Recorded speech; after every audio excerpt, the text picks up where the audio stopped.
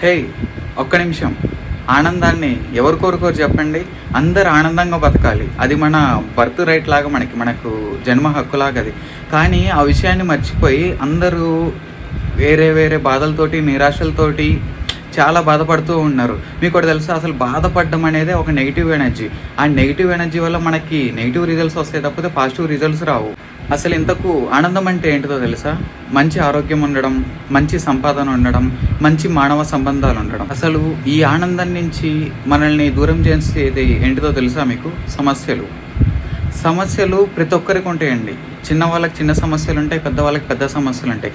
Even Mukesh అంబానీకైనా ఆయనకుండే సమస్యలు ఆయనకుంటాయి. ఈ సమస్యలతోటి మెయిన్గా ఏమవుతుందంటే మనం జీవితంలో జీవం లేకుండా బ్రతుకుతున్నాం. సో ఇప్పుడు మీరు ఏదైనా ఒకటి అచీవ్ చేయాలనుకుంటే అది చెయ్యొచ్చు, చేయలేకపోవచ్చు.